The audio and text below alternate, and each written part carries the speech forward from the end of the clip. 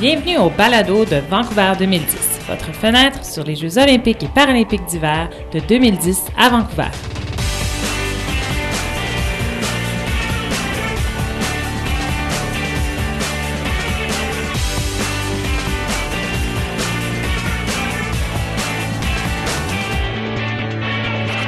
We're at Whistler Olympic Park watching the sport of biathlon, which combines cross-country skiing with marksmanship.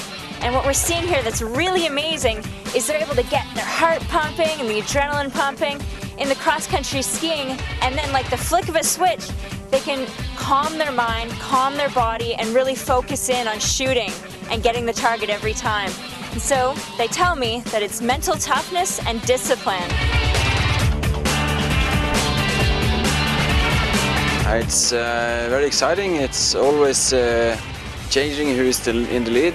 This sport is very fantastic because it's two sports, shooting and skiing, and yeah, that's very interesting. The drama that's in each race, so much can happen from the start to finish. There are a lot of lead changes and everything can happen within one shooting stage that I think anyone can really be drawn to it.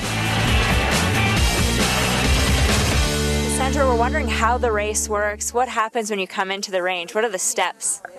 Well, biathlon combines cross-country skiing and shooting. So for example, a 7.5 kilometer race, we race a 2.5K loop and come in and shoot in the prone position. We're lying down.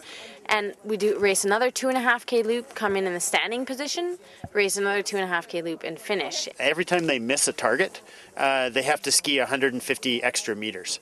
So if an athlete comes and misses two targets, then they'll ski an additional 300 meters to someone who hit all the targets.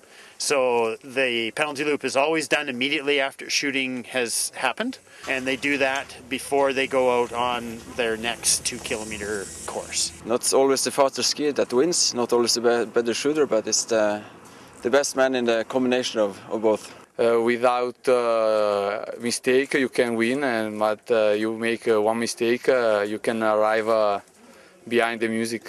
What's critical in these races is both the skiing and the shooting. Of course, you have to be pushing yourself to the max in skiing to be able to race with the best that are here, and you have to hit all of your targets, all 10 targets, in order to be at the top of the field. So combining the two, the maximum output that you put out on the course and trying to calm your mind and calm your body when you come into the shooting range, that's the biggest challenge of biathlon. If you were to describe, say, a stereotypical biathlete, what characteristics would that person have? Well, they'd have a great engine, really strong heart and lungs, and they'd be able to come into the range and be totally calm and collected and not hear anything behind them. You really need to change mindsets from aggressive racing out on the course to relaxed confidence coming to the shooting range. And I think every athlete has their own individual set of things they run through, but calming down, slowing down your heart rate are really important. Our coaches are very good at that area too, not only the technical exercise, but also how to think. Do you have any secrets to turning your mind off and not thinking? No, I don't have a key for it, and if I had, I wouldn't tell you. But it's a fact of training. When you do it every day, you get better in it. Can you put into perspective how big that target is?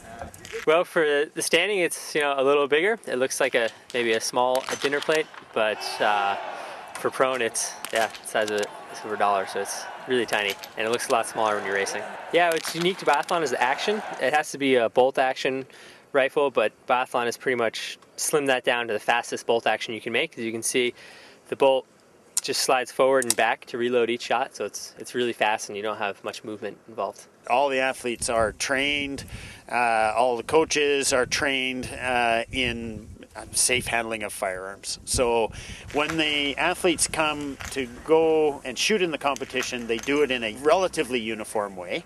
Rifles always have to be pointed up in the air or down at the targets. Rifles can never be loaded unless they're aiming and ready to shoot them downrange. The rifles are always carried on their back, kind of like a backpack in a sense.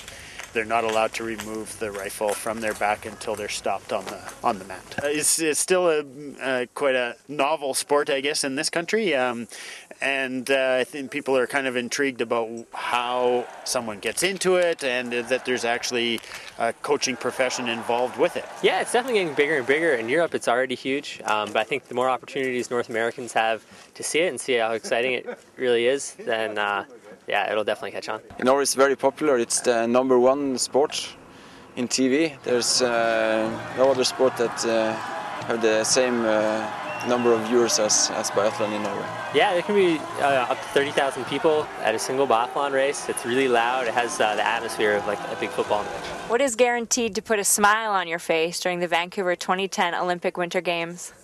I think with a medal, that's a big smile for me. Yeah, an Olympic medal would definitely do that. The perfect race. Pour en apprendre plus sur ce sport ou pour écouter d'autres balados, visitez vancouver2010.com.